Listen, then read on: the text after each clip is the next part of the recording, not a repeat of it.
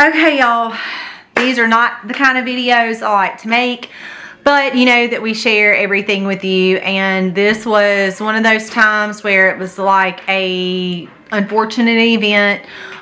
So we ended up in the emergency room yesterday afternoon with Aiden. So today is about 3 days after his initial complaint.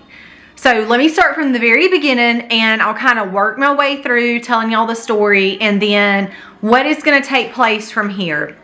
So Sunday, Aiden had mentioned, he said, Mom, my heart is kind of like pounding. It feels like it's racing at times, and it's making me feel funny. My chest is kind of hurting some, and my back is kind of hurting some. Y'all keep in mind a couple of things. He's 16, he's young, and he's healthy. So there's no like question in my mind if like is he having a heart attack or something. So initially I thought, well, maybe it's a pulled muscle, but I don't know about the heart rate. So just let me think through this a little bit. So I told him up front, like, no more caffeine. He likes coffee, and we have some like natural energy drinks that he drinks from time to time that's kind of like got caffeine in it. Like tea has caffeine in it, and a lot of people can't do caffeinated tea, so they have to have decaf. So I was thinking kind of along those lines, like he doesn't need those natural energy drinks. Some of them have green tea in them, which is a natural form of caffeine. So I told him no more coffee, don't drink any more of the drinks, just water and milk, and that's all. So then he's also been doing this carnivore diet. Now, not to lose weight diet, because I realized that he's young, he's fit, he doesn't need to be on like a diet. But he's been working out. He doesn't do pre-workouts and all of that, which I also know have caffeine in them. But he basically just drinks protein. So he's been working out, and he's been doing this carnivore diet. So I told him to get back on his regular diet. So my next thought was maybe he had thrown off his electrolytes with not eating leafy greens. You know, you've got vitamins and all kinds of minerals in that. And I'm like, okay, I realized for the past, I think he had been on it for like maybe a week and a half, but he's done it before, and sometimes him and Colby will do it together. Sometimes Colby will do it, sometimes Aiden will do it. Just kind of where they are in their like workout will determine like what they're deciding to eat. So he decided to do the carnivore. He had been on it for like maybe a week and a half. So I told him to get back on his regular diet, and he had told, so when I was asking him questions, trying to get information, he told me that he had noticed several days before, like, my heart rate's going up some, but then it'll come back down. My heart rate's going up some, then it'll come back down. So Sunday is when he was really having symptoms, like his chest was kind of bothering him. So, and he had had a big cup of coffee that morning. So I, you know, going over all that, no coffee, get off the diet. We started drinking liquid IV that day, lots and lots of fluids. And the only other thing that I could think of that was different is that he had gone to the chiropractor, but it was only for his hips. So really he just kind of adjusted his hips, and that's really the only thing different that I could possibly even think of that could have caused anything abnormal. So after the caffeine, I said, you're not having any shortness of breath. You're not getting dizzy, passing out. This seems non-emergent right now. Let's monitor your heart rate very closely. I need you to alert me anytime it goes over 100. So he has a Coros watch that he uses when he runs, because like I said, he's very athletic, fit for his age. So he was watching, we've been monitoring his heart rate. So Sunday night went by. Monday morning at 4 o'clock, he woke me up, said he had a really bad headache, and his heart rate was 108, but we weren't dealing with fever or anything else. He wasn't achy. So I treated the headache. He did go back to sleep. About 50 minutes later, I went back in there. He was resting. His heart rate was fine. So Monday morning rolls around. I give him a couple of vitamins. I really like Garden of Life, so I pulled some vitamins out. We started doing liquid IV again. All that day, his heart rate pretty well stayed normal, under 100. It would get up in the 90s some, but not anything that would cause me to cause concern. So Monday goes by, Tuesday rolls around. I'm thinking, well, you know, maybe it was the diet, and we're kind of, or the caffeine, and maybe we're kind of getting that out of our system. So we're going in the right direction. So Tuesday was pretty much about the same until that evening. I was not home, but he called me and said, Mom, my heart rate just got up to 120 again. I said, well, what were you doing? He was just walking around in the living room in the house. It got up from the couch and his heart rate shot up. So I said, that's it. Let's go to the emergency room. We need to get your blood drawn and we need to figure out kind of what's causing this. So we loaded up. We went to the emergency room. Again, he never had any dizziness. There was never any shortness of breath. He never passed out, anything like that. But I was a little concerned about why his heart rate kept spiking. I had done several things for multiple days in a row. So we're on Sunday, Monday, Tuesday now. And I'm thinking if there was any type of electrolyte imbalance or the caffeine would be out of his system, that we should be almost on the corrected end by now. Especially with drinking multiple things of liquid IV and lots of water to stay hydrated. So wasn't exactly sure what was going on. We went, we got checked in. I got a little bit of pictures and some video footage to just kind of show y'all what it was like to be there.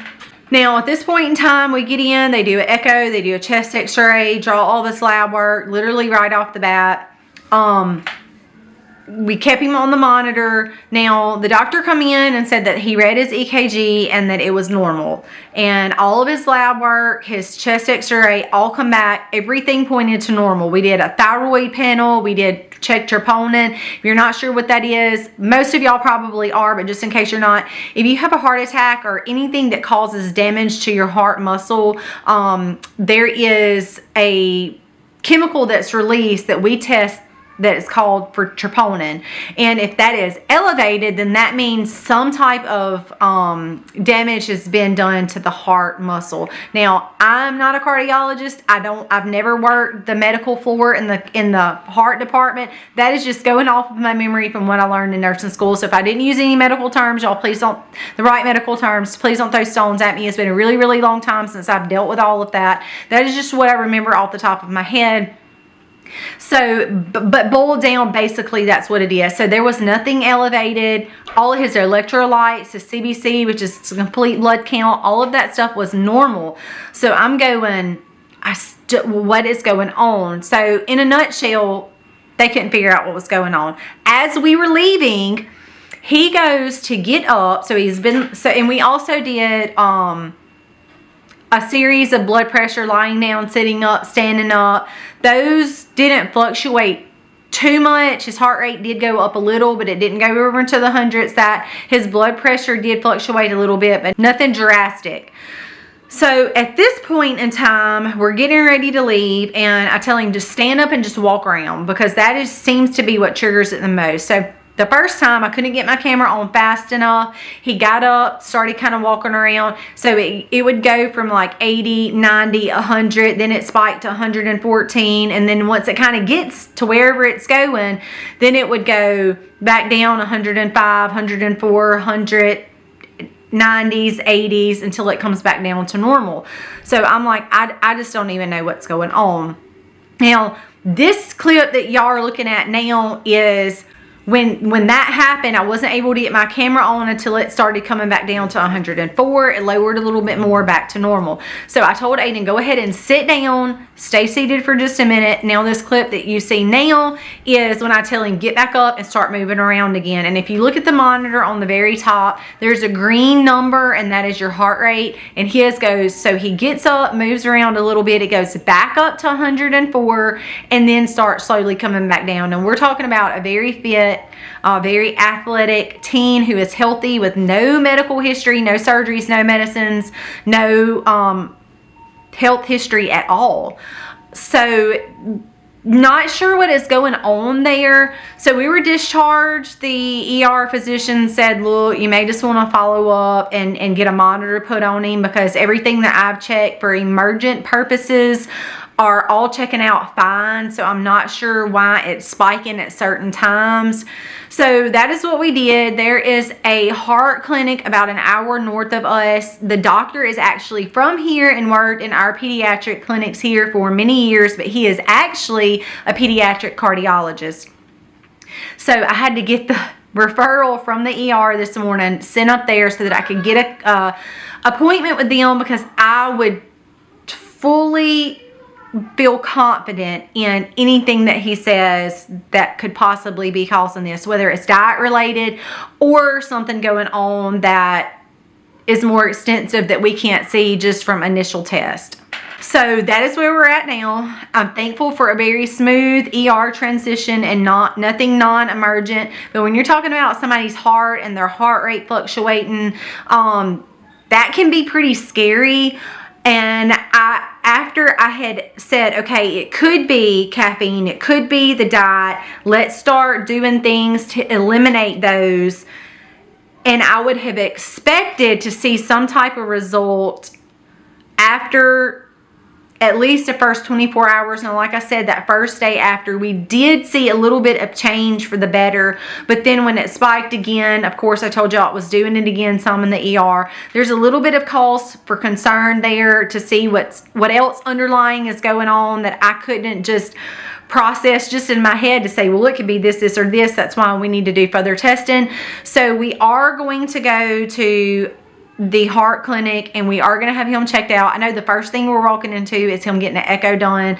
I don't suspect, I'm praying that we're not going to find anything, that this is just going to be self-eliminated because it was the diet. I'm hoping that maybe he's going to tell me the diet triggered this, or the diet threw off these labs and it's going to take this amount of time to reverse all of that.